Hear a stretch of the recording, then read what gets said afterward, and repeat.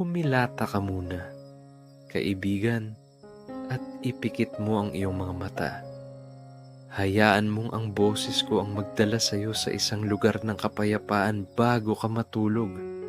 Heto ang kuwento ng apat na batang magkaibigan, sina Andres, Poyet, Ilgaya, at Jomar na naglaro sa gitna ng init at alikabok sa baryo Mabunga.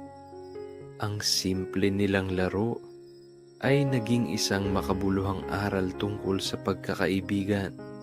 Handa ka na bang sumama sa kanilang paglalakbay? Tara na, simulan na natin ang kwento. Pumatak ang huling patak ng pawis sa noo ni Andres. Sumama sa alikabok ng kalsada na parang luha ng tag-init. Ang mundo ay nagniningning sa ilalim ng nagbabagang araw. Isang tapyas ng tigaang na lupa at nanlulupaypay na luntian. Tanghali noon ng kalagitnaan ng dekada 90, ang uri ng tanghali na dumadagan na parang pisikal na bigat. Sumasakal sa hininga, ang baryo Mabunga, isang pangalan na dating nangangako ng kasaganaan, ay ngayon nakayuko sa init. Ang dating makulay nitong bukirin ay kumupas sa kulay ginto at maalikabok. Isang mahina, halos hindi mahalata ang pagyanig sa lupa. Hindi lindol, kundi ang malayo, mabigat na ugong ng isang water truck. Ang pagdaan nito'y nag-iiwan ng panandali ang pagpapala ng kahalumigmigan na mabilis namang sumusuko sa kapangyarihan ng araw. Ang amoy ng tuyong lupa, inihaw at sinauna, ay bumangon sa isang primitibong pagbuga, isang halimuyak na parehong pamilyar at masama ang babala. Si Andres, 10 taong gulang, ay nakahilata sa isang papagnayari sa kawayan na nakasabit sa matitibay na sanga ng isang matandang puno ng mangga. Ang papag, na dating mahigpit ang pagkakabudbud, ngayon nakayuko ng mapanganib, sumasalamin sa malamyos na ritmo ng hapon. Sa itaas niya, ang mga dahon ng esmeralda na nababalutan ng ochre ay nagbibigay ng kaunting silungan. Ang kanilang mga anino'y nagsasayaw ng isang listless na jig sa kanyang mukha. Mula sa bintana ng kapitbahay, ang malungkot na himig ng ligaya ng eraserheads ay lumulutang, halos hindi naririnig, at sumasama sa humihina na simoy ng hangin. Bawat nota ay tila isang malalim na buntong hininga ng hapon, puno ng mga hindi natupad na pangako. Ang mainit na hangin ay isang nagpapahirap na yakap, nakabibingi ang katahimikan maliban sa malayo. Paulit-ulit na tunog ng kampana ng isang sorbetero na nagpapahayag ng kanyang pagdating sa gilid ng baryo. Ito ay ang tunog ng pag-asa na hindi pa naabot. At ang pag-asa ay isang bihirang panauhin sa mga oras na ito. Ang kanyang mata, nakatitig sa walang saysay na bubong ng nipa ng kanyang bahay, ay nagsimulang magpakita ng pagkabalisa. Ang mga poster ng lumang pelikulang aksyon na nakadikit sa dingding ng kawayan sa loob ng kanyang silid ay tila nagpapahiwatig sa kanya. Ang mga bayani doon ay handa sa labanan, habang siya'y nakakulong sa isang limbo ng kainipan. Ang init ay hindi lamang sa labas. Ito ay nasa loob din niya. Isang nagbabagang baga ng walang magawa, handang sumiklab. Siya ang panganay na lalaki, ang leader ng tropa, at ang katamaran ay isang insulto sa kanyang sariling deklaradong katayuan. Sa kanyang mga tainga, ang ligaya ay nagiging isang pamilyar na himig ng kawalan ng pag-asa, isang paalala ng kanyang kapatid na lalaki, si Miguel, na ngayon ay nasa kolehiyo na sa Maynila, na nagpapasa ng mga pagsusulit na may karangalan, nagpapahanga sa kanilang ama sa bawat ulat ng card. Ang anino ni Miguel ay mahaba at malamig.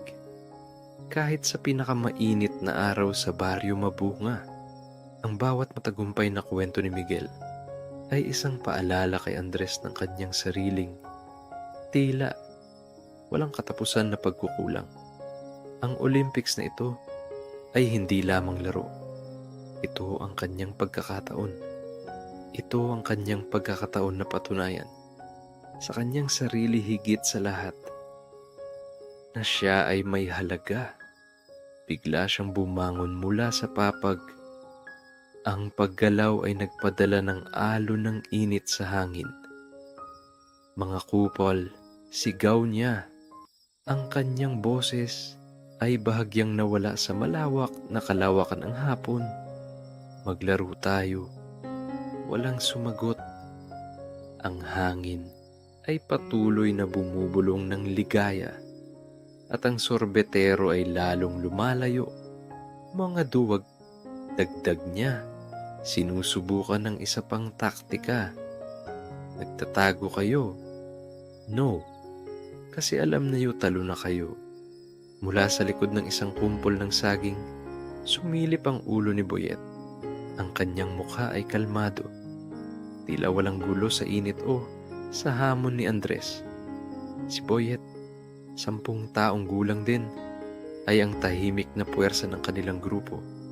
Siya ang pandikit, ang nagpapagaling sa mga sugat, ang nagpapanatili ng kapayapaan. Walang malaking internal na labanan si Boyet. Ang kanyang labanan ay palaging panlabas. Ang labanan upang panatilihin silang lahat na magkakasama, upang iwasan ang pagkawasak ng kanilang munting mundo. Siya ang tinig ng rason, ang angkor sa kanilang barko ng mga pangarap. Huwag kang maingay, Andres, sabi ni Boyet. Ang kanyang boses ay parang isang simoy ng hangin sa gabi, pampalamig at mapayapa, mainit. At saka, ano bang lalaruin natin? Olympics. Deklara ni Andres. Ang kanyang mga mata ay nagniningning sa bagong natuklasang sigasig. Ang Baryo Mabunga Olympics, ang pinakamalaking labanan sa kasaysayan ng ating baryo. Mula sa likod ng isang puno ng niyog, lumabas si Ilgaya, 9 na taong gulang. Ang kanyang buhok ay may pagkakagulo at ang kanyang mga mata ay matalim. Si Ilgaya, agile at fair-minded, ay hindi lamang isang manlalaro. Siya ang konsensya ng kanilang grupo. Ang kanyang paghahanap ng katarungan ay malalim. Marahil ay dahil sa isang mahigpit na tahanan kung saan ang mga patakaran ay naghahari. O dahil sa madalas na kawalan ng katarungan na kanyang naranasan sa kanyang murang buhay. Sa palaruan, ang pagiging patas ay hindi lamang isang patakaran.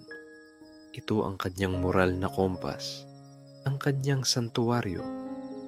Ang anumang paglabag dito ay isang pag-atake sa kanyang ideal na mundo.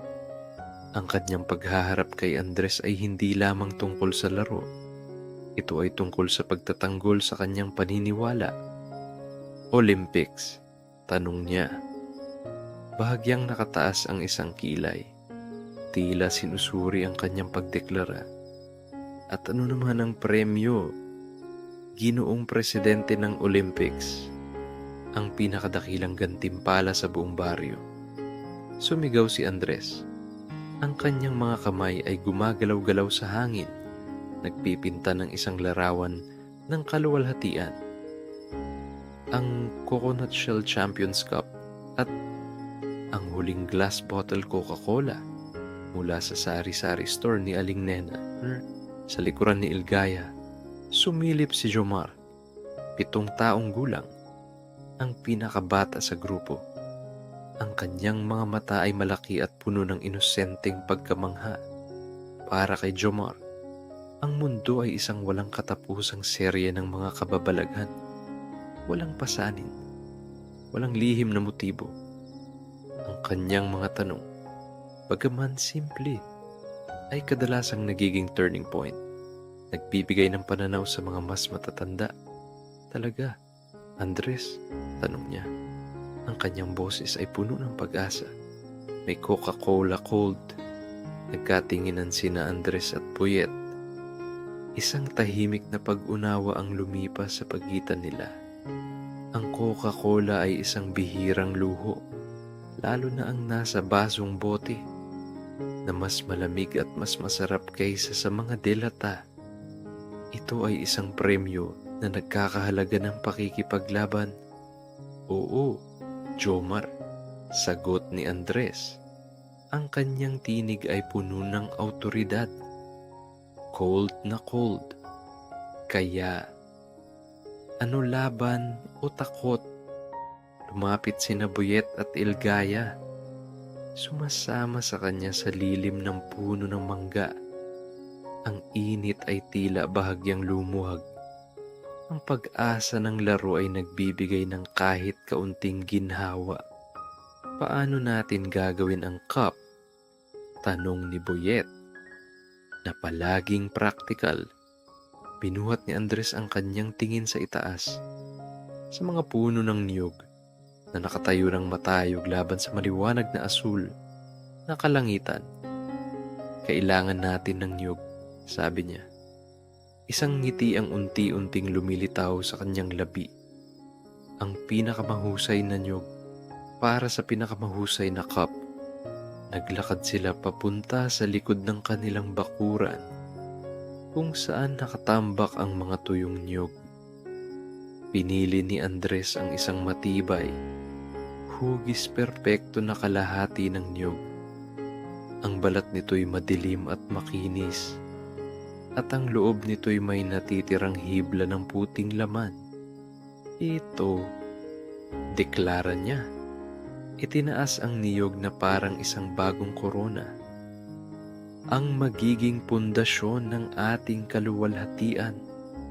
Kinuha ni Boyet ang isang lumang itak na matagumpay niyang nakita sa labas ng kanilang kubo at maingat na inukit ang mga hibla ng laman ng niyog. Ang tunog ng itak laban sa matigas na balat ay umaling-aungaw sa tahimik na hapon. Si Ilgaya, kasama ang kanyang mabilis na kamay, ay nagtipon ng mga gumamela mula sa hardin ng kapitbahay, mga bulaklak na kulay pula at dilaw, sariwa pa sa kabila ng init. Maingat niyang inilagay ang mga bulaklak sa paligid ng bibig ng kalahating niyog.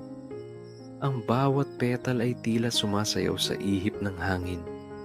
Si Jomar naman, na punong-puno ng sigasig, ay nakakita ng isang balahibo ng manok na nahulog mula sa isang manok na nagpapagala-gala sa kalsada. Maligaya niyang ipinagkaloob ito kay Andres. Para sa bilis, sabi ni Jomar.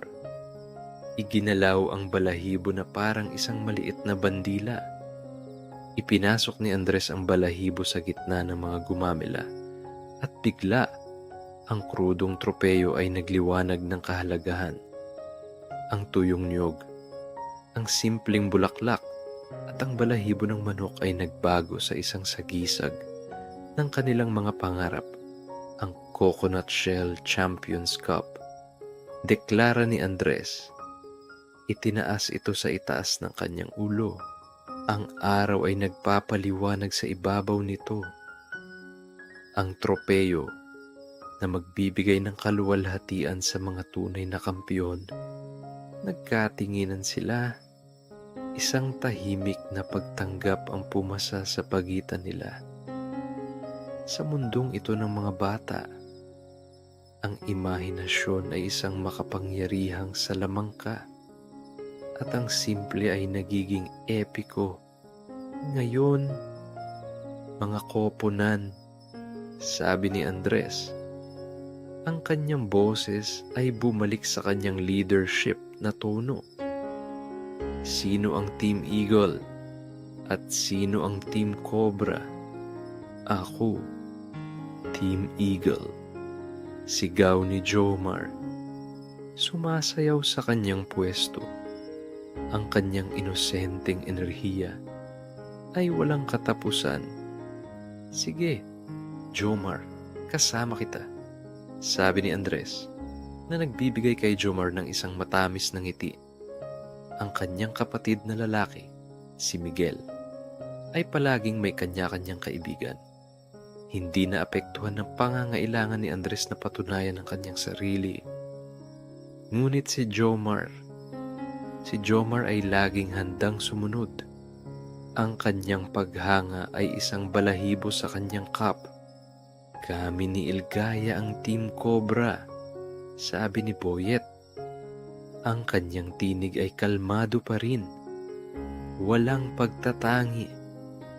Nagkatinginan ang dalawang koponan. Ang araw ay unti-unting bumaba.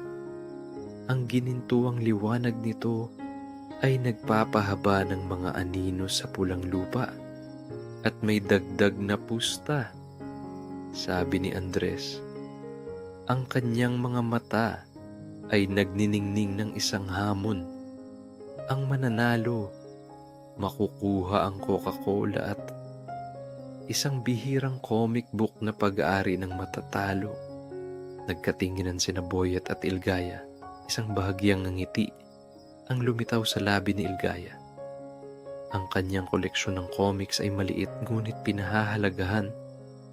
Alam niya na si Boyet ay mayroon ding ilang bihirang comics. Ang stakes ay tumaas. Ang laro ay hindi na lang para sa kapakanan ng laro. Ito ay para sa pagmamalaki, para sa mga karapatan sa pagmamay-ari, at para sa isang malamig na Coca-Cola sa isang napakainit na araw. Game, sabi ni Boyet. Isang bahagyang ngiti ang lumitaw sa kanyang labi. Game, dagdag ni Ilgaya. Ang kanyang mga mata ay matalim, handa sa anumang hamon. Tumawa si Andres, isang tawa na napuno ng pag-asa at ang matamis na lasa ng tagumpay na malapit nang dumating. Ang init ay nananatili, ngunit ngayon ay hindi na ito isang pasanin. Ito ay isang saksi, isang silent observer sa simula ng kanilang Baryo Mabunga Olympics, isang paligsahan na sa mga mata ng apat na bata ay magiging isang maalamat na labanan na nakaukit sa mga pahina ng kanilang kabataan. Hindi nila alam na ang bawat tawa, bawat hamon, bawat pagpatak ng pawis ay magiging mahalagang alaala sa isang hinaharap na hindi nila inakala. Ang haka-haka na maaaring lumipat ang pamilya ni Marcos sa lungsod o na maaaring ibenta ang bakanteng lote sa isang developer ay nagpapahiwatig na ito ay maaaring ang huling perpektong araw na kanilang pagbabahagi. Ngunit sa sandaling iyon, ang tanging bagay na mahalaga ay ang laro, ang pusta, at ang pangako ng isang malamig na Coca-Cola sa pagtatapos ng araw. Bumalik sila sa gitna ng dirt road, ang kanilang palaruan, ang kanilang larangan ng digmaan. Ang pulang lupa ay umuusok sa ilalim ng kanilang mga tsinelas. Ang bawat yapak ay nagpapataas ng maliliit na ulap ng alikabok. Ang kampana ng sorbetero ay nawala na ngayon, napalitan ng malamyos na huni ng mga kuliglig na nagsisimula ng magising habang papalubog ang araw. Ang mga anino ng mga puno ay nagsisimula ng humaba, nagpapahiwatig ng papalapit na pagtatapos ng hapon. Ano ang una nating laro, Andres? Tanong ni Boyet. Ang kanyang mga kamay ay nasa kanyang baywang.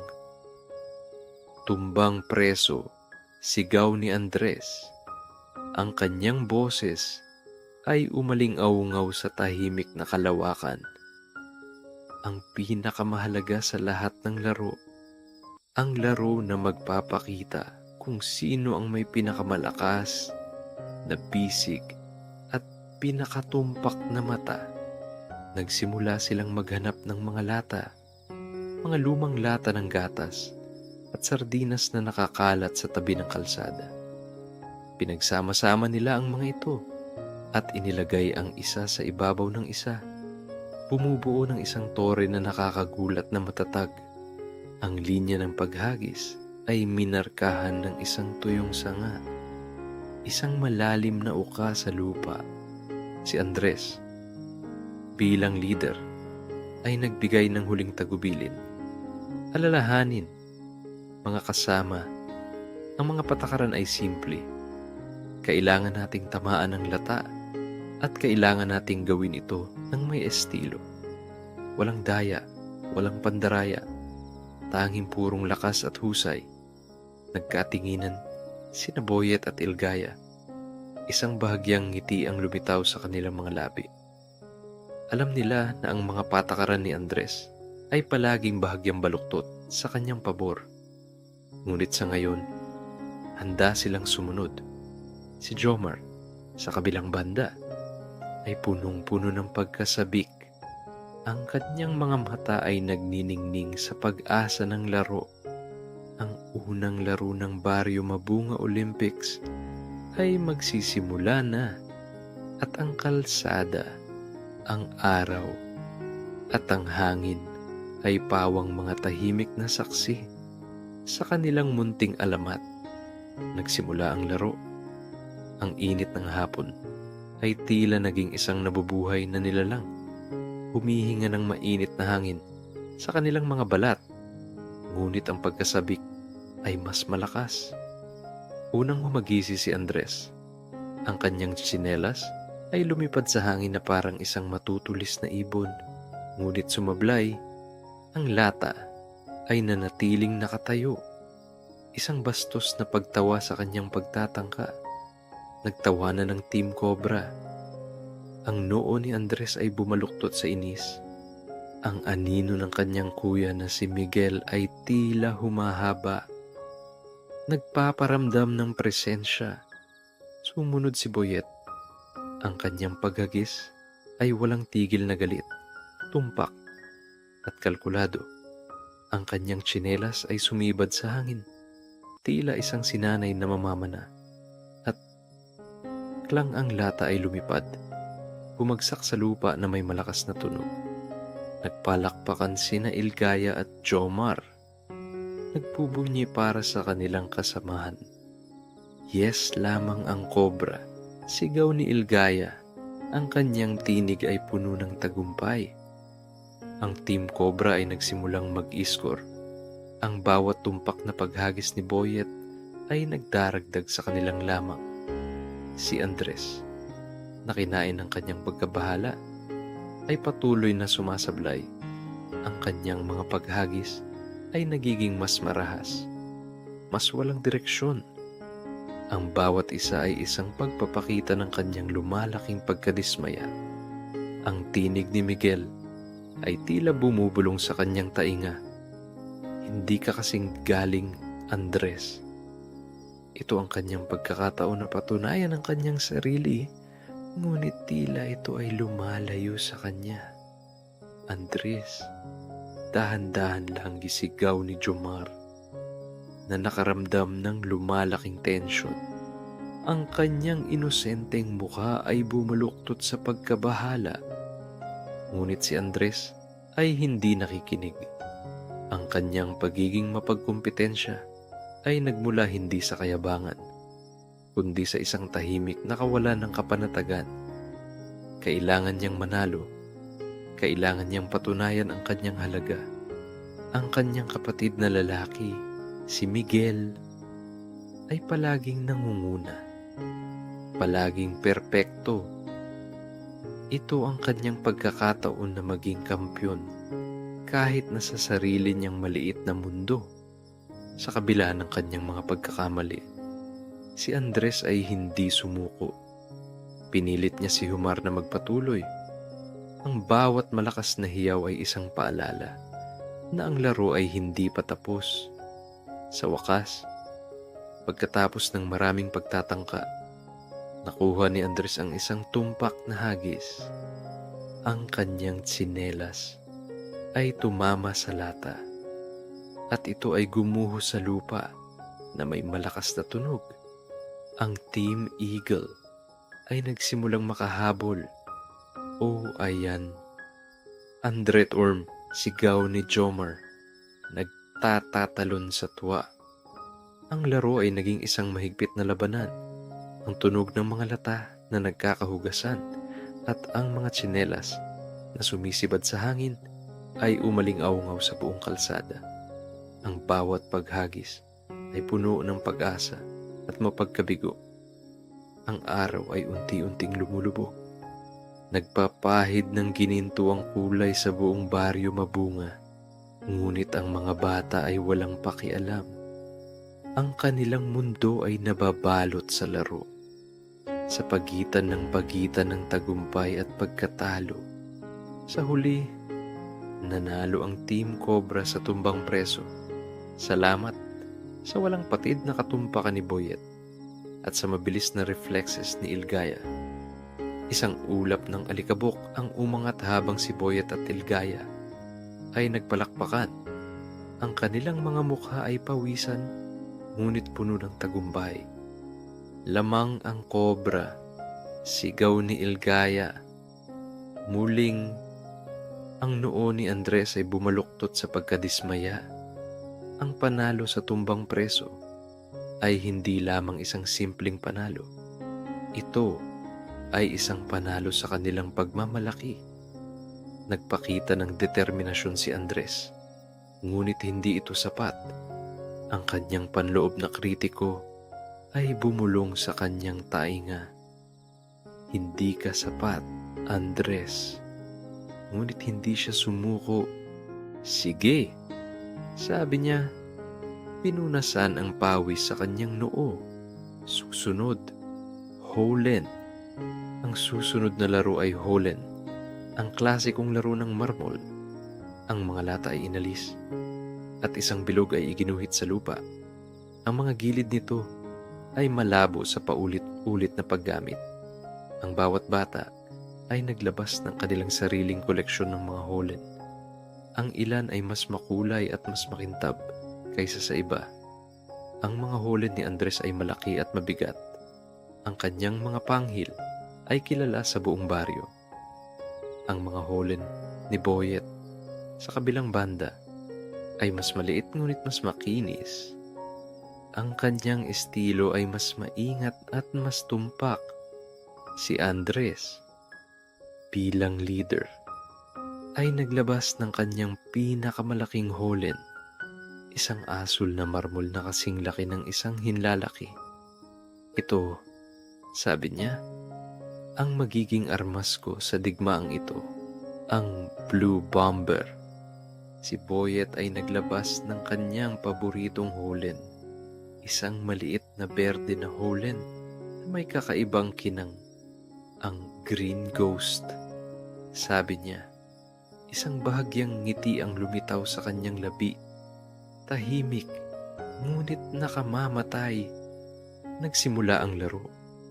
Sa loob ng bilog ng alikabok, si Andres ay naglaro ng walang pag-iingat. Ang kanyang mga kamay ay mabilis. Ang kanyang mga holen ay tumatalbog sa lupa na parang mga maliliit na bato. Ang kanyang estilo ay magulo, ngunit epektibo. Sa simula, si Andres ay nakahabol sa methodical na pagbaril ni Boyet. Ang kanyang mga holen ay tumatalbog, tumatama sa mga target, at kumukuha ng mga puntos. Ang score ay nagsimulang maging mas mahigpit at ang tensyon ay bumalik. Ang alikabok ay umangat sa bawat paggalaw. Lumilikha ng isang malabo na ulap sa paligid nila. Dali, Andres, sigaw ni Jomar. Ang kanyang boses ay puno ng pag-asa. Kaya mo yan. Pinilit ni Andres ang kanyang sarili na maging mas tumpak. Ang kanyang mga mata ay nakatitig sa mga holen. Ang holen ay isang laro ng katumpakan. Ngunit para kay Andres, ito ay isang laro ng lakas. Kailangan niyang manalo. Ang kanyang pagkadismaya mula sa tumbang preso ay nagiging gasolina. Nagpapagana sa kanyang paghahangad na patunayan ang kanyang sarili. Ang bawat paghagis ay isang pahayag, isang pagtatangka na patunayan na siya ay kasing galing, kung hindi man mas mahusay, kaysa sa kanyang kapatid na lalaki. Ngunit si Boyet ay hindi sumuko. Ang kanyang mga paghagis ay patuloy na kalkulado. Tumpak, ang kanyang green ghost ay patuloy na tumatama sa mga target. Dahan-dahan, ngunit tiyak. Si Ilgaya, na nakaupo sa gilid ng bilog, ay nagmamasid ng tahimik. Ang kanyang mga mata ay sinusuri ang bawat paggalaw, bawat paghagis. Siya ang hukom, ang tagapagtanggol ng katarungan. Ang laro ay nagpatuloy sa isang mahabang panahon. Ang bawat holen ay tumatalbog sa lupa. Ang bawat puntos ay nagpapataas ng tensyon. Sa wakas, sa huling paghagis, si Boyet ay nanalo sa holen muli. Ang Team Cobra ay nanalo muli. Bumagsak si Andres sa lupa. Ang kanyang mga balikat ay nalulupaypay. 2 laro, 2 pagkatalo. Ang Coconut Shell Champions Cup ay tila lumalayo sa kanya. Ang Coca-Cola ay nagiging isang panaginip. Ang anino ni Miguel ay mas mahaba pa ngayon. Halos sakop na siya. Ngunit hindi nagtagal ang pagkadismaya. Sige, sigaw niya. Muling bumangon. Hindi pa tapos. May isang laro pa, ang patintero. Ang patintero, ang huling labanan, ang laro na magpapasya sa lahat. Ito ang pinakamahalaga sa lahat ng laro. Isang pagsusulit ng bilis, kakayahan, at diskarte. Ang patintero ay isang laro na mahal ni Andres. Ito ay isang laro kung saan ang kanyang likas na pagiging leader at ang kanyang bilis ay maaaring maging bentihi. Nagpunta sila sa isang mas malawak na bahagi ng dirt road, kung saan ang araw ay halos lumubog na. Nagpapahid ng ginintuang kulay sa buong paligid. Ang lupa ay mas malambot dito, mas madaling markahan. Maingat na iginuhit ni Boyet ang mga linya ng patintero sa lupa. Ang bawat linya ay isang hadlang, isang hamon. Ang laro ay nilalaro sa isang parihaba na may mga linyang pahalang. Ang isang koponan ay nagtatanggol sa mga linya. Sinusubukang harangan ng kalaban. Ang layunin ng umaatake na koponan ay tawirin ang lahat ng mga linya nang hindi natatamaan. Si Andres at Jomar ang Team Eagle at sina Boyet at Ilgaya ang Team Cobra. Kami muna ang umaatake, insigaw ni Andres. Ang kanyang mga mata ay nagniningning sa bagong natuklasang pag-asa. Ito ang kanyang pagkakataon. Ito ang kanyang laro. Nagsimula ang laro. Tumayo si Andres sa unahan. Ang kanyang mga mata ay nakatuon sa mga linya. Ang kanyang isip ay gumagawa ng diskarte. Ang patintero ay hindi lamang isang laro ng bilis. Ito ay isang laro ng pagpaplano. Sa unang pagtatangka, si Andres ay mabilis. Ang kanyang mga galaw ay parang kidlat. Siya ay tumakbo, lumiko, at dumausdos. Sinusubukang iwasan ng mga kamay ni Boyet at Ilgaya. Ngunit si Boyet at Ilgaya ay magaling na nagtatanggol. Si Boyet, na tahimik at kalkulado, ay mahusay na humaharang. Ang kanyang mga kamay ay mabilis at tumpak. Si Ilgaya, na mabilis at maliksi, ay gumagalaw ng parang hangin. Ang kanyang mga galaw ay hindi mahulaan. Ang unang pagtatangka ni Andres ay nabigo. Natamaan siya ni Boyet. Sigaw ni Boyet. Ang kanyang mukha ay puno ng konsentrasyon. Hindi, sigaw ni Andres, na dismayado. Hindi ako natamaan, daya yan. Natamaan ka, Andres, sabi ni Ilgaya. Ang kanyang boses ay kalmado ngunit matatag. Nakita ko. Fair and square, si Andres ay bumalik sa kanyang pwesto. Ang kanyang mukha ay bumaluktot sa inis. Ang pagiging patas ni Ilgaya ay hindi lamang isang patakaran. Ito ay isang hindi matitinag na prinsipyo. At ito ay isang prinsipyo na madalas na sumasalungat sa kanyang sariling paghahangad na manalo. Sige, Jomar, sabi ni Andres. Pilit na pinipigilan ang kanyang pagkadismaya. Kailangan nating maging mas mabilis, mas matalino. Sumunod si Jomar. Ang kanyang maliliit na paa ay tumatakbo sa lupa. Ngunit si Jomar ay hindi kasing bilis ng Andres at mabilis siyang natamaan ni Ilgaya. Bumalik si Jomar sa kanyang pwesto. Ang kanyang mukha ay nalulupaypay. Dali, Andres, sigaw ni Jomar. Ang kanyang boses ay puno ng pag-asa. Kaya mo yan. Sa ikalawang pagtatangka, si Andres ay naging mas agresibo. Siya ay tumalon, umikot, at sumibad. Sinusubukang lagpasan ng mga harang, ngunit sina Boyet at Ilgaya ay nakahanda. Ang kanilang mga galaw ay magkakasabay. Ang kanilang mga kamay ay gumagalaw ng magkakasama. Bumubuo ng isang hindi mapapasok na pader. Ang patintero ay naging isang serye ng mga bilis at reaksyon.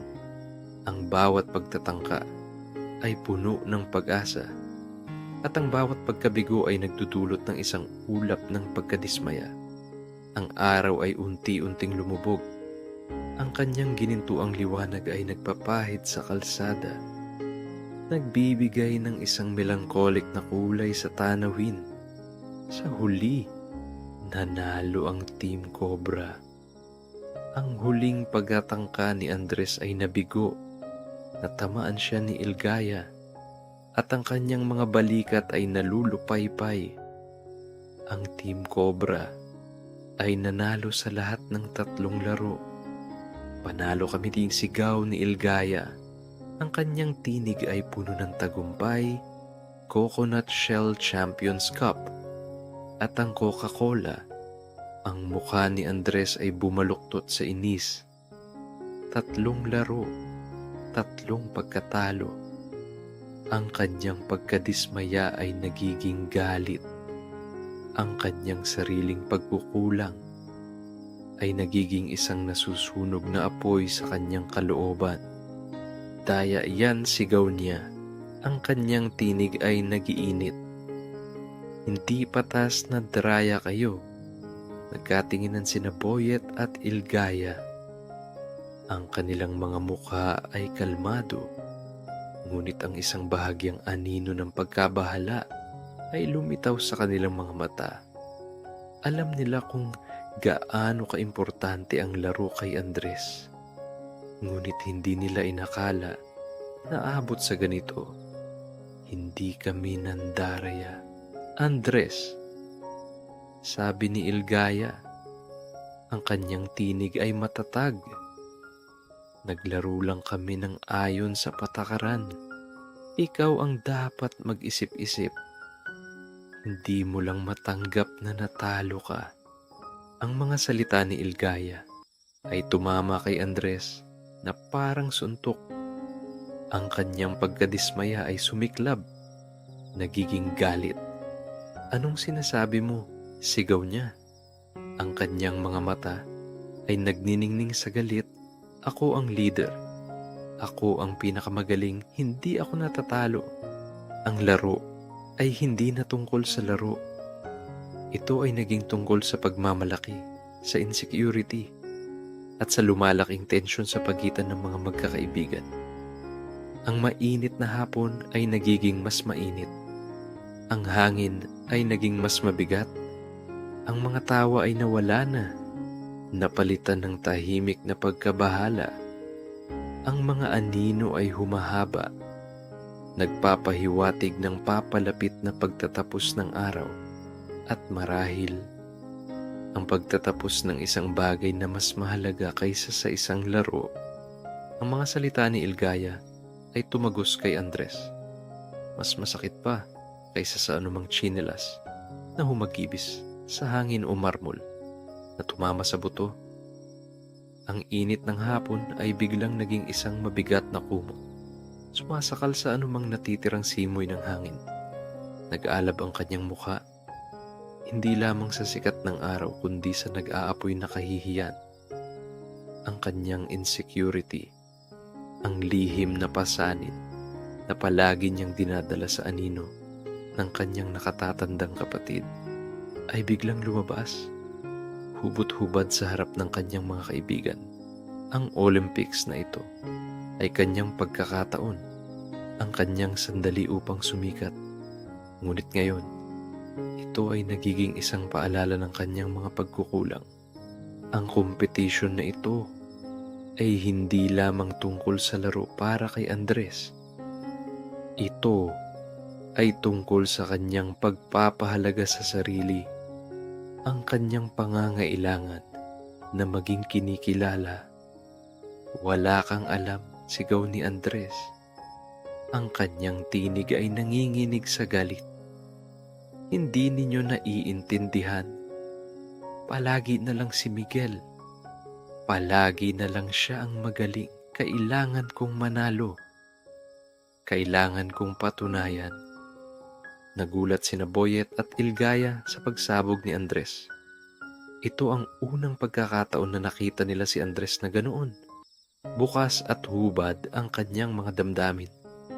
Ang pagiging tahimik ni Boyet ay nawala, napalitan ng isang anyo ng pagkabahala.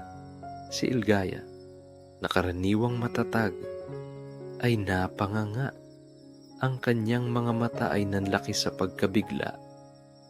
Ang labanan ay hindi na tungkol sa laro. Ito ay naging tungkol sa isang mas malalim, mas masakit na katotohanan.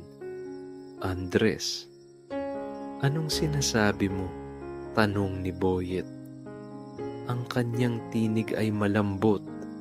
Sinusubukang pakalmahin ang nag-aalab na apoy. Ngunit huli na ang lahat. Sumiklab na ang apoy. Palagi na lang akong kinukumpara sa kanya. Patuloy ni Andres. Ang kanyang boses ay tumaas sa bawat salita. Siya ang matalino. Siya ang malakas. Siya ang perpekto. Ako, si Andres, ang walang silbi, ang talunan. Ang mga salita ay lumabas mula sa kanya na parang latigo. Tinatamaan ng hangin, tinatamaan ng kanyang mga kaibigan. Ang mga luha ay nagsimulang mamuo sa gilid ng kanyang mga mata, halo sa pawis at alikabok sa kanyang pisngi. Ang kanyang pagkadismaya ay tumaas. Lumabas sa kanyang bibig sa isang agos ng mga salita na matagal nang nakakulong sa loob niya. Kaya kaya kong manalo. Sigaw niya.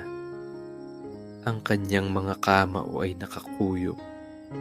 Kaya kong maging kampiyon, hindi lang sa mata niya, kundi sa mata ng lahat. Sa mata ninyo. Nagkatinginan sina Boyet at Ilgaya. Ang kanilang mga mukha ay puno ng pagkabahala. Alam nila ang tungkol kay Miguel, ang kanyang mga tagumpay, ang paghanga ng kanilang mga magulang sa kanya. Ngunit hindi nila alam kung gaano kalalim ang epekto nito kay Andres. Ang Olympics na ito ay hindi lamang isang laro. Ito ay isang paligsahan sa pagitan ni Andres at ng anino ni Miguel. Andres, mali yan, sabi ni Ilgaya. Ang kanyang tinig ay malungkot. Hindi mo kailangang patunayan ang iyong sarili sa amin. Kaibigan ka namin. Ngunit hindi nakikinig si Andres. Ang kanyang mga mata ay nakatitig sa coconut shell cup na nakaupo ng mag-isa sa isang bato. Hindi nagalaw. Isang sagisag ng kanyang mga hindi natupad na pangarap. Ang gintong liwanag ng papalubog na araw ay nagpaliwanag sa ibabaw nito, nagbibigay ng isang melancholic na kinang.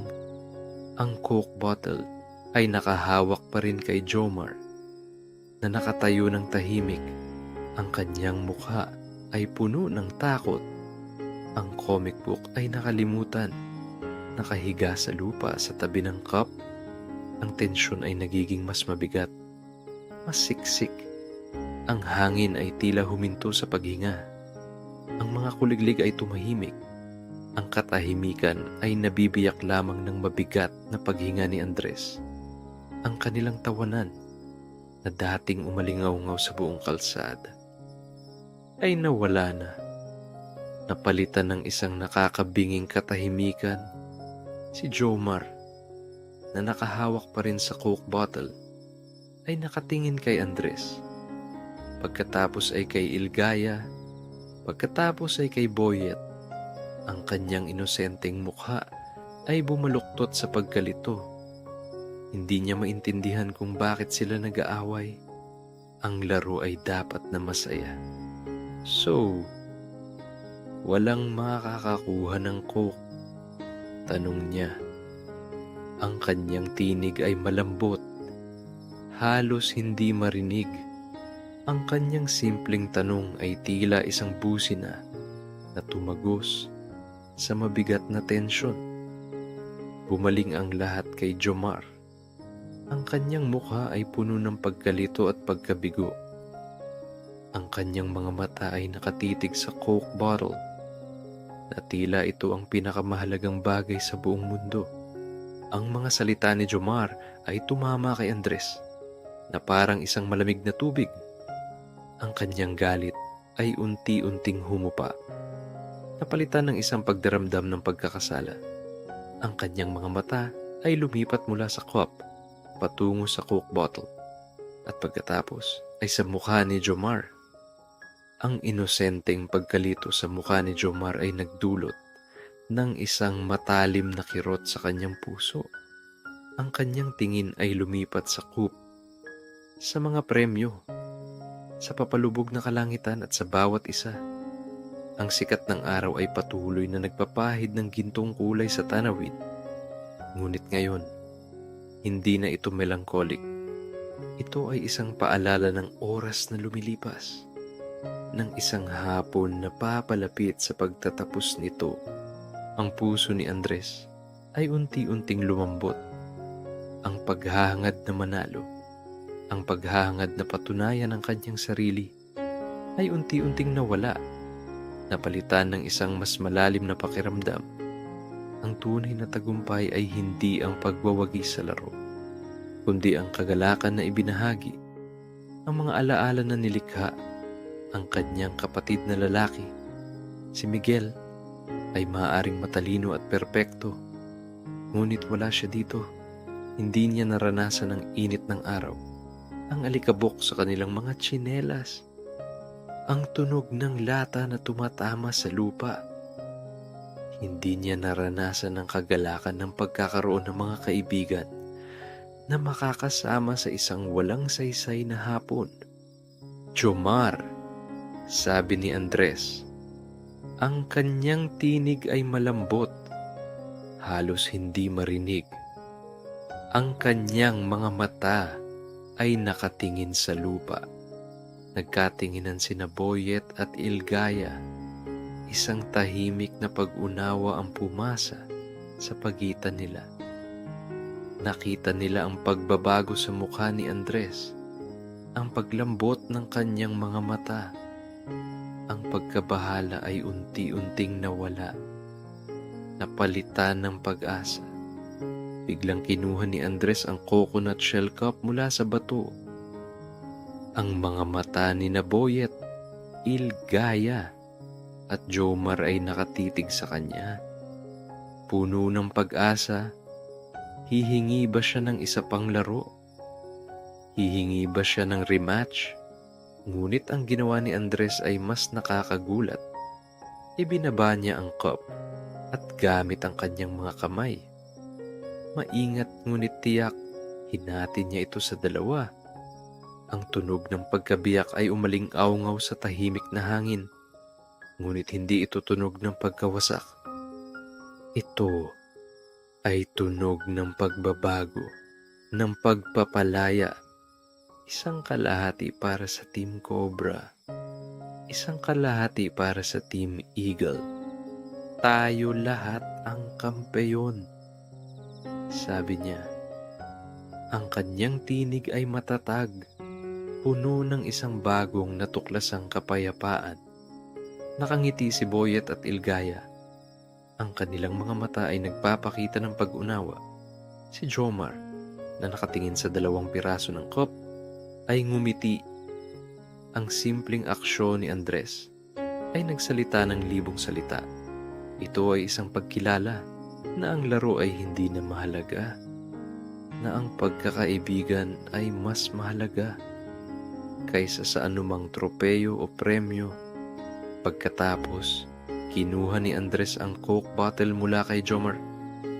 Maingat niyang binuksan ito. Ang tunog ng pagbubukas ay umaling-awngaw sa tahimik na hapon. Ang pamilyar na amoy ng Coca-Cola ay lumutang sa hangin, sariwa at matamis. Ibinuhos niya ang kalahati ng Coke sa baso ni Boyet. At ang natitirang kalahati ay ibinuhos niya sa baso ni Jomar.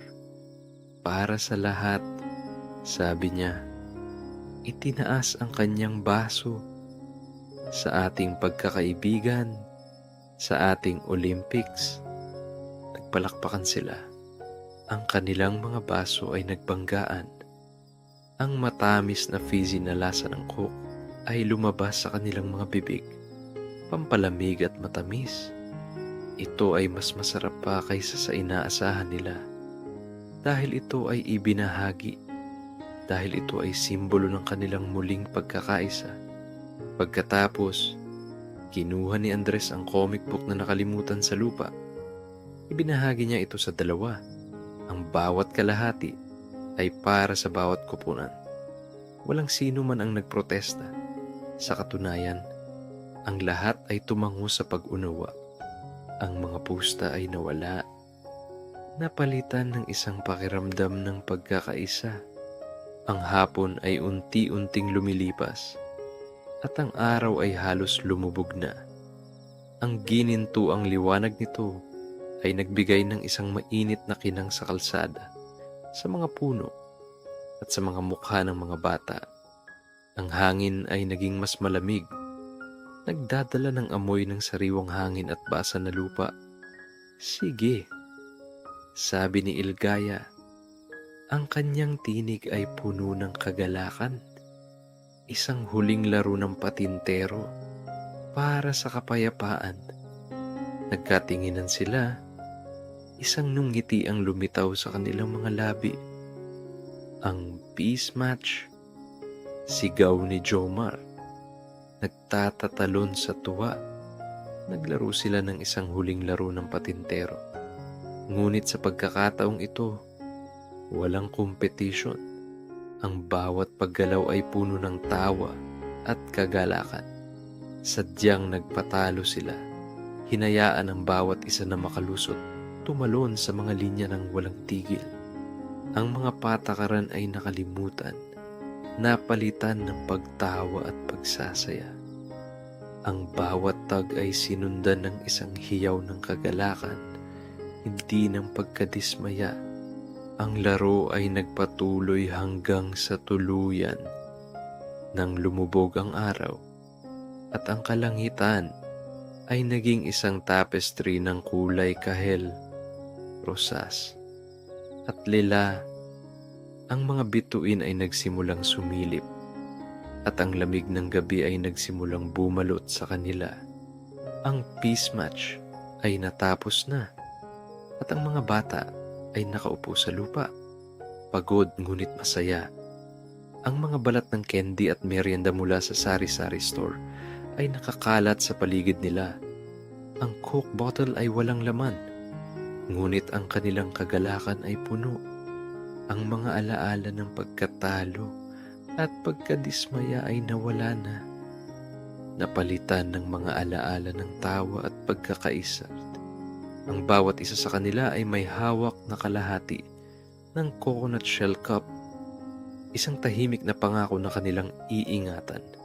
Ito magpakailanman. Ito ang kanilang tropeyo. ang simbolo ng kanilang pagkakaibigan na mas mahalaga kaysa sa anumang gintong medalya. Ang dirt road, ang golden light, at ang mga kaibigan na nagbigay ng liwanag dito. Ito ang kanilang Olympics without medals. Isang kwento na kanilang dadalhin sa kanilang mga puso habang buhay. Sa gitna ng kalsada, sa ilalim ng papalubog na araw, sila ay nakaupo, 4 na bata na magkakasama sa isang huling sandali. Ang amoy ng tuyong lupa at sariwang hangin ay halo-halo, isang pabango na magsisilbing paalala ng araw na ito. Ang mga tunog ng gabi ay nagsimulang marinig. Ang huni ng mga kuliglig, ang malayo na pag-uungol ng isang aso. Ang kanilang mga puso ay puno, hindi ng pagkadismaya, kundi ng pagmamahal at pag-unawa. Alam ni Andres na ang araw na ito ay magiging isang mahalagang alaala. Isang aral na kanyang dadalhin sa kanyang puso. Hindi na niya kailangang patunayan ang kanyang sarili sa sinuman. Sapat na siya. At ang pag-ibig ng kanyang mga kaibigan ay mas mahalaga kaysa sa anumang tropeyo o pagkilala. Ang anino ni Miguel ay hindi na gaanong mahaba. At sa unang pagkakataon, naramdaman ni Andres na siya ay buo, kumpleto. Ang huling sinag ng araw ay nawala at ang dilim ay unti-unting bumalot sa kanila. Ngunit sa kanilang mga puso, ang liwanag ng pagkakaibigan ay patuloy na nagniningning, maliwanag at walang hanggan. Ang alaala ng araw na ito ay mananatili sa kanila. Isang paalala na ang pinakamahalagang bagay sa buhay ay hindi ang manalo, kundi ang magbahagi, magpatawad, at magmahal. Ang the final match on the dirt road ay natapos na. Ngunit ang mga alaala nito ay magpakailanman na mananatili sa kanilang mga puso. Ang paglubog ng araw ay hindi lamang nagdala ng dilim sa baryo Mabunga, kundi pati na rin ng isang kakaibang kapayapaan sa mga bata. Ang kanilang pagtatalo na kasing init ng nagbabagang hapon ay naglaho na, napalitan ng katahimikan at pag-unawa. Ang hangin ay humihip ng mas malambot, nagdadala ng amoy ng sariwang lupa na basang-basa mula sa huling pagdaan ng water truck. Ang mga kuliglig na dati tumahimik sa tindi ng kanilang argumento ay nagsimulang umawit muli. Ang kanilang mga tunog ay isang lulabay para sa papalubog na araw. Si Jomar, na nakahawak pa rin sa kanyang kalahating Coke bottle at kalahating piraso ng comic book, ay ngumiti ng bahagya. Ang kanyang mga mata ay nanonood kay Andres na may bagong paghanga. Ang pagkabata ay isang sining ng paglimot at pagpapatawad. At sa sandaling iyon, ang mga bata ay mga master artists. Ang mga balat ng candy at merienda ay nakakalat sa lupa. Mga tahimik na saksi sa isang hapong puno ng kompetisyon at paglutas. Ang walang laman na bote ng Cosmo Soda ay nakahiga sa gilid. Ang kanyang label ay bahagyang kumupas. Ang matamis na lasa ng soda ay nanatili sa kanilang mga dila. Isang paalala ng kagalakan na ibinahagi. Walang nag-iisip na linisin ang kalat. Ang lupa ay kanilang palaruan at ang mga naiwang bakas ay bahagi ng kanilang kwento. Ang bawat isa sa kanila ay may hawak na kalahati ng coconut shell cup. Isang tahimik na pangako na kanilang iingatan ito magpakailanman. Ito ang kanilang tropeyo, ang simbolo ng kanilang pagkakaibigan na mas mahalaga kaysa sa anumang gintong medalya. Ang pagbabago kay Andres ay kapansin-pansin. Ang kanyang balikat na dating nakayuko sa bigat ng kanyang mga insecurity ay ngayon ay tuwid, at ang kanyang mukha na dating puno ng galit ay ngayon ay puno ng kapayapaan. Ang kanyang tinig na dati sumisigaw sa pagkadismaya ay ngayon ay malambot at kalmado. Ang pagtanggap sa kanyang mga pagkukulang at ang pagkilala sa halaga ng pagkakaibigan ay nagpalaya sa kanya. Naramdaman niya ang isang bigat na nawala mula sa kanyang puso.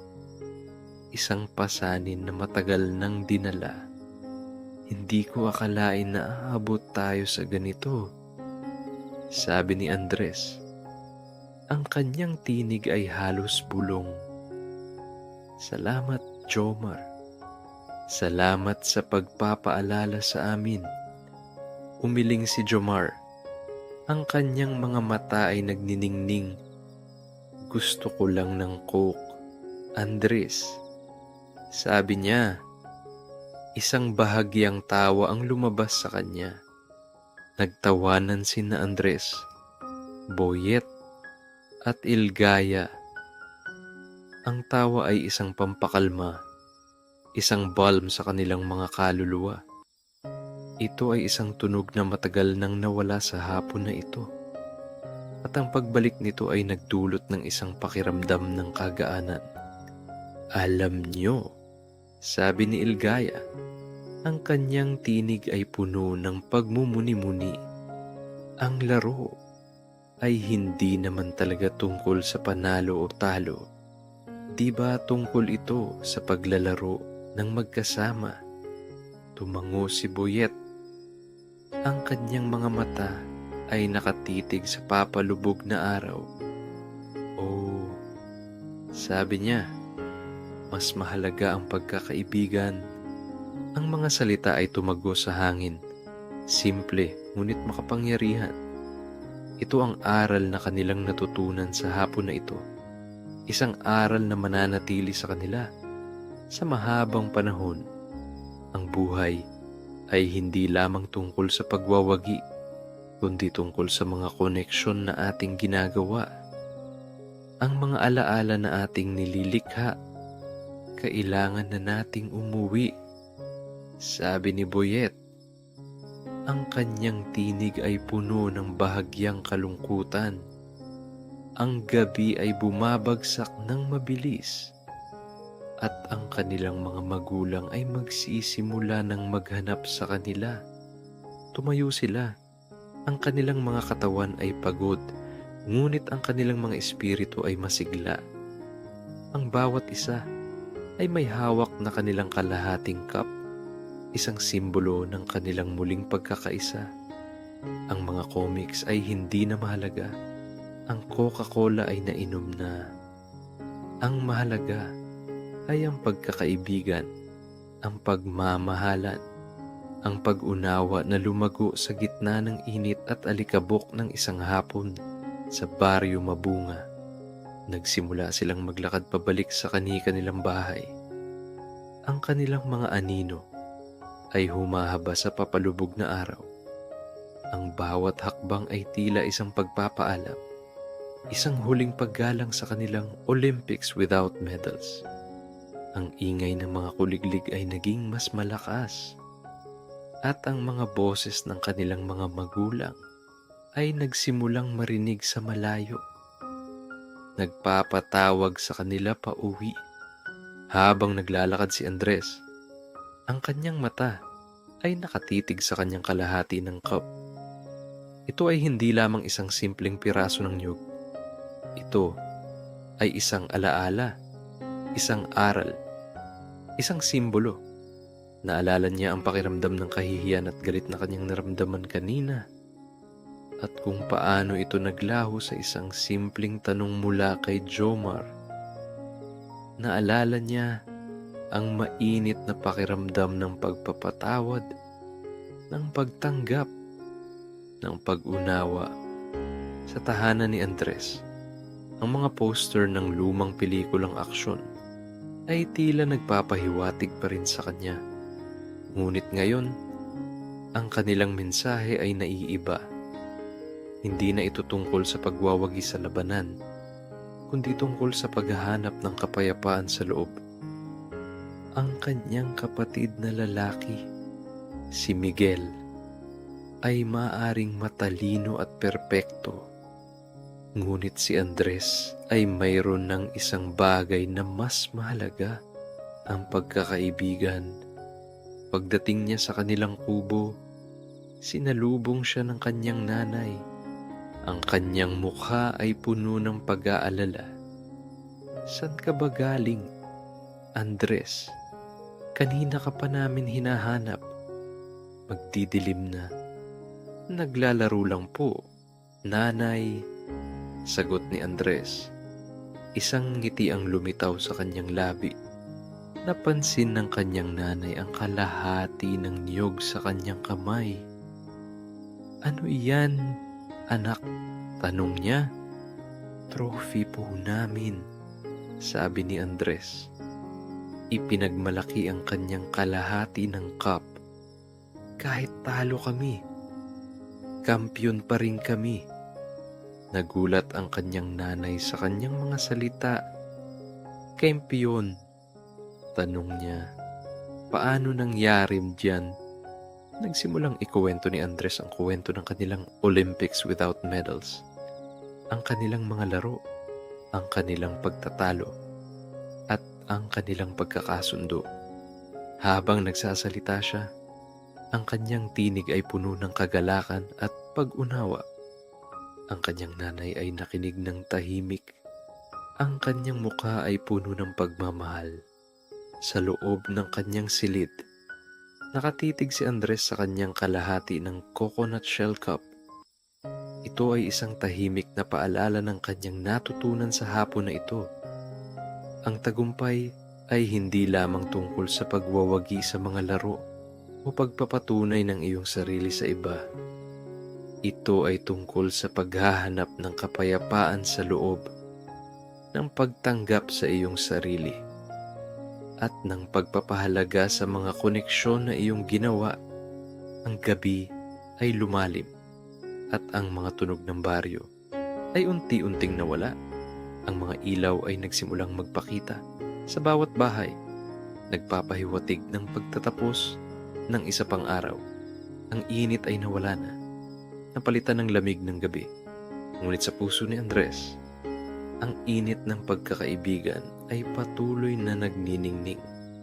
Ang araw na iyon ay isang paalala rin na ang pinakamahalagang bagay sa buhay ay ang mga relasyon, ang mga alaala, ang mga aral na natutunan, ang mga balibalita tungkol sa paglipat ng pamilya ni Marcos sa syudad, o ang pagbebenta ng bakanting lote sa isang developer, ay nagpapahiwatig na ang hapon na ito ay maaring ang huling perpektong araw na kanilang pagbabahagi.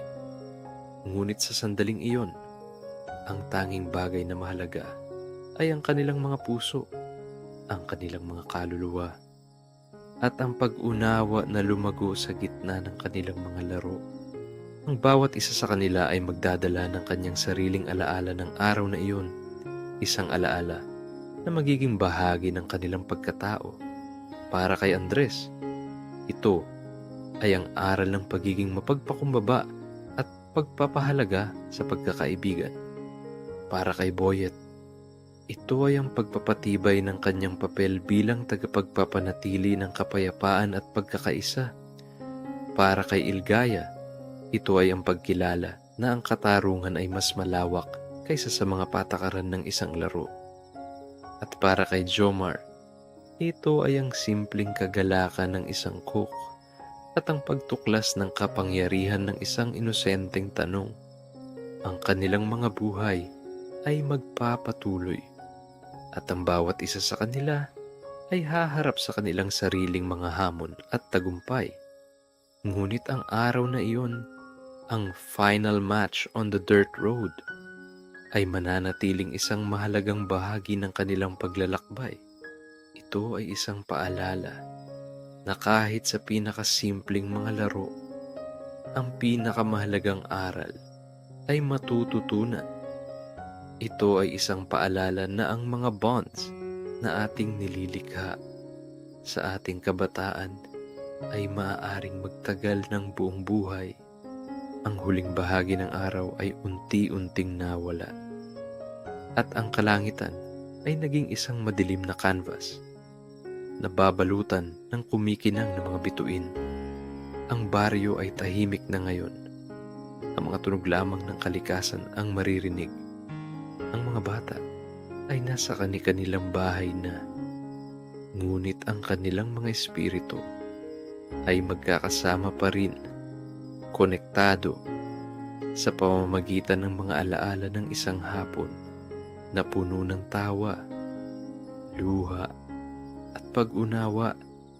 At sa bawat isa sa kanila, ang kalahati ng coconut shell cup ay isang tahimik na saksi, isang simbolo ng isang hapon na nagbago ng kanilang mga buhay. Nagturo sa kanila ang pinakamahalagang aral ng lahat: ang pagkakaibigan ay mas mahalaga kaysa sa anumang tagumpay. At ang pagmamahal ay ang pinakamalaking premyo sa lahat. Ang araw na ito ay hindi lamang isang laro. Ito ay isang paalala ng pagkabata, ng mga alaala, ng mga bonds na ating nililikha, at ng mga aral na ating natutunan. Ito ang The Olympics Without Medals, isang kuwento na kanilang dadalhin sa kanilang mga puso magpakailanman. Ang paglubog ng araw ay hindi lamang nagdala ng dilim sa baryo Mabunga, kundi pati na rin ng isang kakaibang kapayapaan sa mga bata. Ang kanilang pagtatalo na kasing init ng nagbabagang hapon ay naglaho na, napalitan ng katahimikan at pag-unawa. Ang hangin ay humihip ng mas malambot, nagdadala ng amoy ng sariwang lupa na basang-basa mula sa huling pagdaan ng water truck. Ang mga kuliglig na dati tumahimik sa tindi ng kanilang argumento ay nagsimulang umawit muli. Ang kanilang mga tunog ay isang lullaby para sa papalubog na araw. Si Jomar, na nakahawak pa rin sa kanyang kalahating Coke bottle at kalahating piraso ng comic book, ay ngumiti ng bahagya. Ang kanyang mga mata ay nanonood kay Andres na may bagong paghanga. Ang pagkabata ay isang sining ng paglimot at pagpapatawad, at sa sandaling iyon, ang mga bata ay mga master artists. Ang mga balat ng candy at merienda ay nakakalat sa lupa. Mga tahimik na saksi sa isang hapong puno ng kompetisyon at paglutas. Ang walang laman na bote ng Cosmo Soda ay nakahiga sa gilid. Ang kanyang label ay bahagyang kumupas. Ang matamis na lasa ng soda ay nanatili sa kanilang mga dila, isang paalala ng kagalakan na ibinahagi. Walang nag-iisip na linisin ang kalat. Ang lupa ay kanilang palaruan, at ang mga naiwang bakas ay bahagi ng kanilang kwento. Ang bawat isa sa kanila ay may hawak na kalahati ng coconut shell cup, isang tahimik na pangako na kanilang iingatan ito magpakailanman. Ito ang kanilang tropeyo, ang simbolo ng kanilang pagkakaibigan na mas mahalaga kaysa sa anumang gintong medalya. Ang pagbabago kay Andres ay kapansin-pansin. Ang kanyang balikat na dating nakayuko sa bigat ng kanyang mga insecurity ay ngayon ay tuwid, at ang kanyang mukha na dating puno ng galit ay ngayon ay puno ng kapayapaan. Ang kanyang tinig na dati sumisigaw sa pagkadismaya ay ngayon ay malambot at kalmado. Ang pagtanggap sa kanyang mga pagkukulang at ang pagkilala sa halaga ng pagkakaibigan ay nagpalaya sa kanya. Naramdaman niya ang isang bigat na nawala mula sa kanyang puso. Isang pasanin na matagal nang dinala. Hindi ko akalain na aabot tayo sa ganito, sabi ni Andres. Ang kanyang tinig ay halos bulong. Salamat, Jomar. Salamat sa pagpapaalala sa amin. Umiling si Jomar. Ang kanyang mga mata ay nagniningning. Gusto ko lang ng Coke, Andres, sabi niya. Isang bahagyang tawa ang lumabas sa kanya. Nagtawanan sina Andres, Boyet at Ilgaya. Ang tawa ay isang pampakalma, isang balm sa kanilang mga kaluluwa. Ito ay isang tunog na matagal nang nawala sa hapon na ito. At ang pagbalik nito ay nagdulot ng isang pakiramdam ng kagaanan. Alam niyo, sabi ni Ilgaya, ang kanyang tinig ay puno ng pagmumuni-muni. Ang laro ay hindi naman talaga tungkol sa panalo o talo. Diba, tungkol ito sa paglalaro ng magkasama. Tumango si Buyet. Ang kanyang mga mata ay nakatitig sa papalubog na araw. Oo, sabi niya, mas mahalaga ang pagkakaibigan. Ang mga salita ay tumagos sa hangin. Simple, ngunit makapangyarihan. Ito ang aral na kanilang natutunan sa hapon na ito. Isang aral na mananatili sa kanila sa mahabang panahon. Ang buhay ay hindi lamang tungkol sa pagwawagi, kundi tungkol sa mga koneksyon na ating ginagawa, ang mga alaala na ating nililikha. Kailangan na nating umuwi, sabi ni Boyet. Ang kanyang tinig ay puno ng bahagyang kalungkutan. Ang gabi ay bumabagsak ng mabilis. At ang kanilang mga magulang ay magsisimula ng maghanap sa kanila. Tumayo sila. Ang kanilang mga katawan ay pagod, ngunit ang kanilang mga espiritu ay masigla. Ang bawat isa ay may hawak na kanilang kalahating cup, isang simbolo ng kanilang muling pagkakaisa. Ang mga comics ay hindi na mahalaga. Ang Coca-Cola ay nainom na. Ang mahalaga ay ang pagkakaibigan, ang pagmamahalan, ang pag-unawa na lumago sa gitna ng init at alikabok ng isang hapon sa baryo Mabunga. Nagsimula silang maglakad pabalik sa kani-kanilang bahay. Ang kanilang mga anino ay humahaba sa papalubog na araw. Ang bawat hakbang ay tila isang pagpapaalam. Isang huling paggalang sa kanilang Olympics without medals. Ang ingay ng mga kuliglig ay naging mas malakas at ang mga boses ng kanilang mga magulang ay nagsimulang marinig sa malayo, nagpapatawag sa kanila pauwi habang naglalakad si Andres. Ang kanyang mata ay nakatitig sa kanyang kalahati ng cup. Ito ay hindi lamang isang simpleng piraso ng niyog.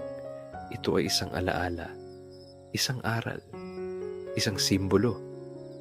Naalala niya ang pakiramdam ng kahihiyan at galit na kanyang naramdaman kanina. At kung paano ito naglaho sa isang simpleng tanong mula kay Jomar.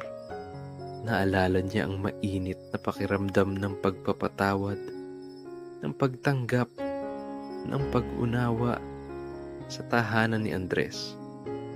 Ang mga poster ng lumang pelikulang aksyon ay tila nagpapahiwatig pa rin sa kanya. Ngunit ngayon, ang kanilang mensahe ay naiiba. Hindi na ito tungkol sa pagwawagi sa labanan, kundi tungkol sa paghahanap ng kapayapaan sa loob.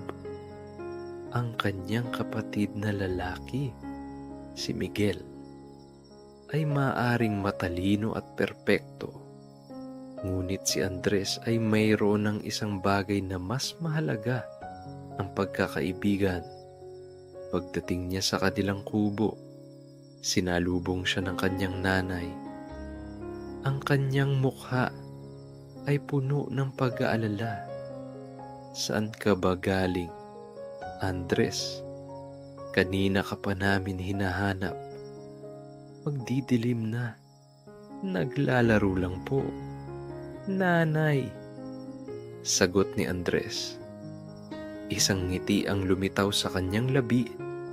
Napansin ng kanyang nanay ang kalahati ng niyog sa kanyang kamay. Ano yan, anak? Tanong niya. Trophy po namin, sabi ni Andres. Ipinagmalaki ang kanyang kalahati ng cup. Kahit talo kami, kampiyon pa rin kami. Nagulat ang kanyang nanay sa kanyang mga salita. Kampiyon, tanong niya. Paano nangyari iyan? Nagsimulang ikwento ni Andres ang kwento ng kanilang Olympics without medals, ang kanilang mga laro, ang kanilang pagtatalo, at ang kanilang pagkakasundo. Habang nagsasalita siya, ang kanyang tinig ay puno ng kagalakan at pag-unawa. Ang kanyang nanay ay nakinig ng tahimik. Ang kanyang mukha ay puno ng pagmamahal. Sa loob ng kanyang silid, nakatitig si Andres sa kanyang kalahati ng coconut shell cup. Ito ay isang tahimik na paalala ng kanyang natutunan sa hapon na ito. Ang tagumpay ay hindi lamang tungkol sa pagwawagi sa mga laro o pagpapatunay ng iyong sarili sa iba. Ito ay tungkol sa paghahanap ng kapayapaan sa loob, ng pagtanggap sa iyong sarili, at ng pagpapahalaga sa mga koneksyon na iyong ginawa. Ang gabi ay lumalim at ang mga tunog ng baryo ay unti-unting nawala. Ang mga ilaw ay nagsimulang magpakita sa bawat bahay, nagpapahiwatig ng pagtatapos ng isa pang araw. Ang init ay nawala na, napalitan ng lamig ng gabi. Ngunit sa puso ni Andres, ang init ng pagkakaibigan ay patuloy na nagniningning. Ang araw na iyon ay isang paalala rin na ang pinakamahalagang bagay sa buhay ay ang mga relasyon, ang mga alaala, ang mga aral na natutunan, ang mga bali-balita tungkol sa paglipat ng pamilya ni Marco sa syudad, o ang pagbebenta ng bakanting lote sa isang developer ay nagpapahiwatig na ang hapon na ito ay maaaring ang huling perpektong araw na kanilang pagbabahagi. Ngunit sa sandaling iyon, ang tanging bagay na mahalaga ay ang kanilang mga puso, ang kanilang mga kaluluwa, at ang pag-unawa na lumago sa gitna ng kanilang mga laro. Ang bawat isa sa kanila ay magdadala ng kanyang sariling alaala ng araw na iyon. Isang alaala na magiging bahagi ng kanilang pagkatao. Para kay Andres, ito ay ang aral ng pagiging mapagpakumbaba at pagpapahalaga sa pagkakaibigan. Para kay Boyet, ito ay ang pagpapatibay ng kanyang papel bilang tagapagpapanatili ng kapayapaan at pagkakaisa. Para kay Ilgaya, ito ay ang pagkilala na ang katarungan ay mas malawak kaysa sa mga patakaran ng isang laro. At para kay Jomar, ito ay ang simpleng kagalakan ng isang Coke at ang pagtuklas ng kapangyarihan ng isang inosenteng tanong. Ang kanilang mga buhay ay magpapatuloy at ang bawat isa sa kanila ay haharap sa kanilang sariling mga hamon at tagumpay. Ngunit ang araw na iyon, ang final match on the dirt road, ay mananatiling isang mahalagang bahagi ng kanilang paglalakbay. Ito ay isang paalala na kahit sa pinakasimpleng mga laro, ang pinakamahalagang aral ay matututunan. Ito ay isang paalala na ang mga bonds na ating nililikha sa ating kabataan ay maaaring magtagal ng buong buhay. Ang huling bahagi ng araw ay unti-unting nawala at ang kalangitan ay naging isang madilim na canvas na babalutan ng kumikinang na mga bituin. Ang baryo ay tahimik na ngayon. Ang mga tunog lamang ng kalikasan ang maririnig. Ang mga bata ay nasa kani-kanilang bahay na, ngunit ang kanilang mga espiritu ay magkakasama pa rin, konektado sa pamamagitan ng mga alaala ng isang hapon na puno ng tawa, luha, at pag-unawa. At sa bawat isa sa kanila, ang kalahati ng coconut shell cup ay isang tahimik na saksi, isang simbolo ng isang hapon na nagbago ng kanilang mga buhay. Nagturo sa kanila ng pinakamahalagang aral ng lahat: ang pagkakaibigan ay mas mahalaga kaysa sa anumang tagumpay, at ang pagmamahal ay ang pinakamalaking premyo sa lahat. Ang araw na ito ay hindi lamang isang laro. Ito ay isang paalala ng pagkabata, ng mga alaala, ng mga bonds na ating nililikha at ng mga aral na ating natutunan. Ito ang The Olympics Without Medals. Isang kuwento na kanilang dadalhin sa kanilang mga puso magpakailanman. Kinabukasan, ang init ng araw ay hindi pa rin nagbabago. Ngunit ang simoy ng hangin ay tila mas magaan. Nagdadala ng pangako ng isang bagong araw. Nagising si Andres na may kakaibang pakiramdam ng kapayapaan sa kanyang dibdib. Ang alaala ng kahapon ay hindi na isang pabigat, kundi isang pinagmulan ng lakas. Ang kanyang kalahati ng coconut shell cup ay nakapatong sa kanyang mesita, isang tahimik na paalala ng kanyang natutunan. Nang lumabas siya sa kanilang kubo, nakita niya si Jomar na nakaupo sa ilalim ng puno ng mangga. Tahimik na tinitingnan ang kanyang kalahati ng cup. May ngiti sa labi ni Jomar nang makita niya si Andres. Ang kanilang mga mata ay nagtagpo at walang salitang nabanggit. Isang tahimik na pag-unawa ang pumasa sa pagitan nila. Hindi na sila naglaro ng Olympics sa sa mga sumunod na araw. Ngunit ang diwa ng pagkakaisa at pagkakaibigan ay nanatili.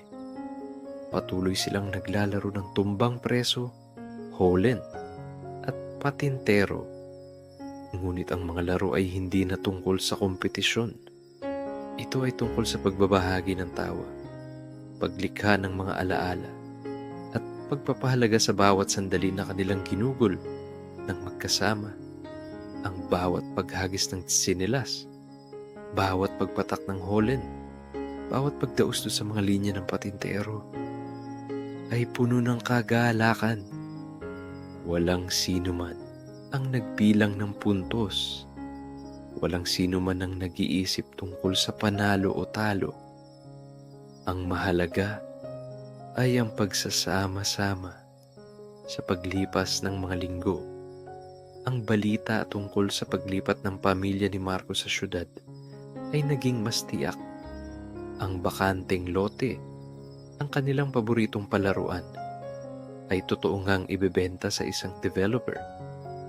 Ang mga balibalita ay naging katotohanan at ang kalungkutan ay unti-unting bumalot sa kanila. Ang kanilang Olympics without medals ay naging mas mahalaga pa.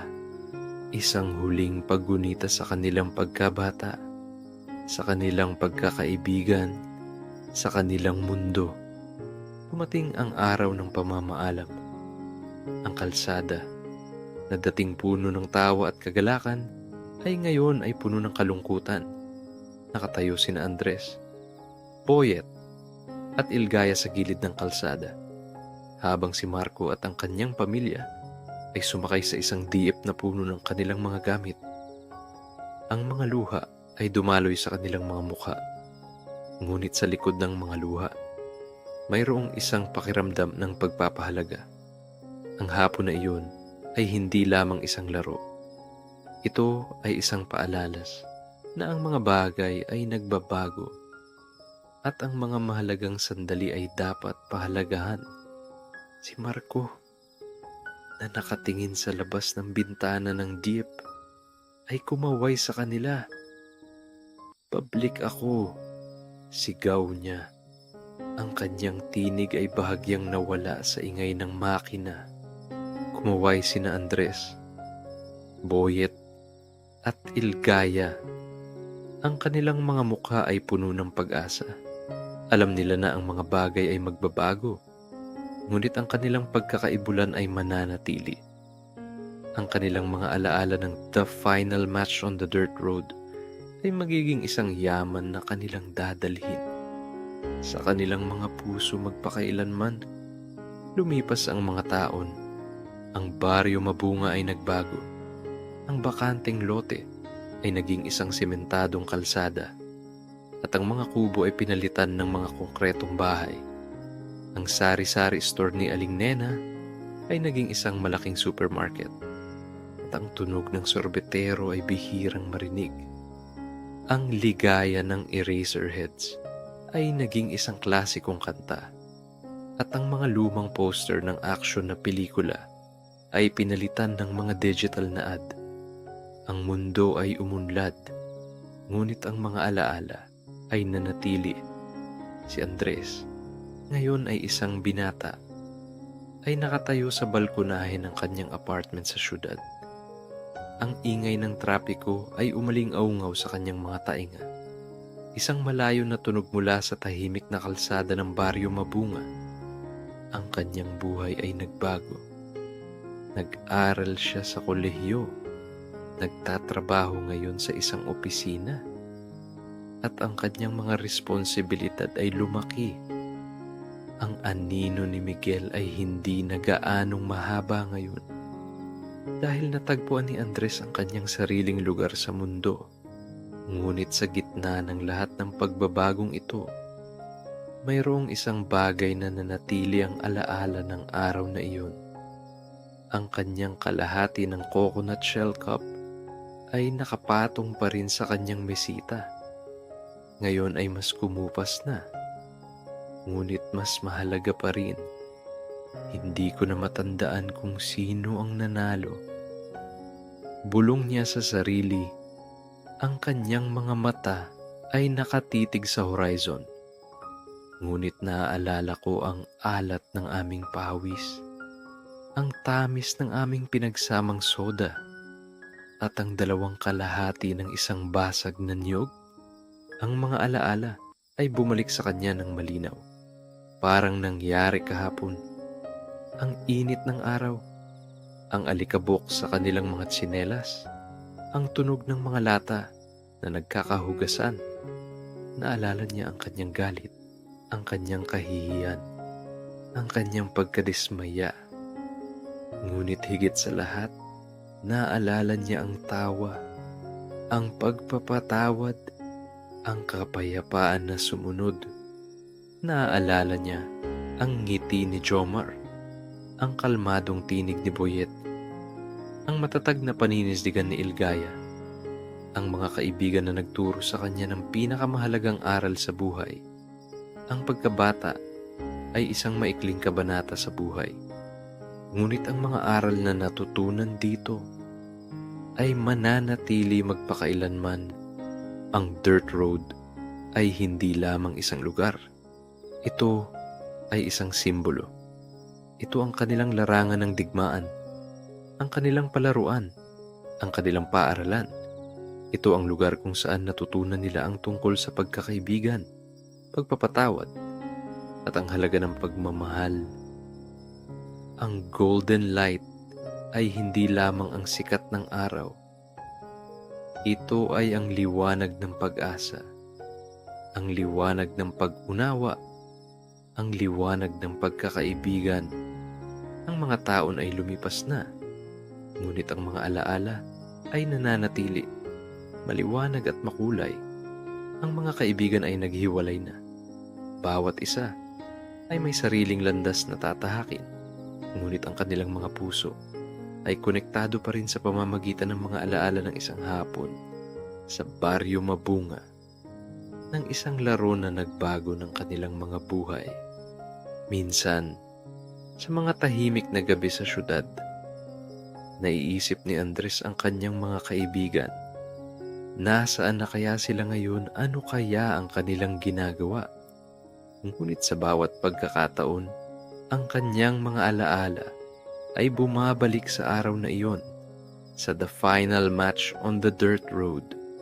Ang araw na iyon ay hindi lamang isang laro. Ito ay isang paalala na ang pinakamahalagang tropeyo sa buhay ay hindi ang mga medalya o ang pagkilala. Ito ay ang mga koneksyon na ating ginagawa, ang mga alaala na ating nililikha, at ang mga aral na ating natutunan. Ito ay ang pagkakaibigan na nagbibigay ng liwanag sa ating buhay. At sa bawat pagkakataon na nakikita ni Andres ang kanyang kalahati ng coconut shell cup, naaalala niya ang mga salita, tayo lahat ang kampeon. Dahil sa araw na iyon, lahat sila ay nagwagi.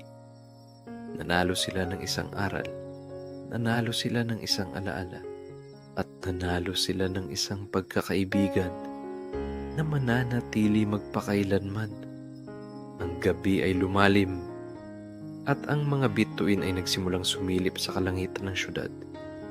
Ang ingay ng trapiko ay unti-unting humina, napalitan ng tahimik na bulong ng hangin.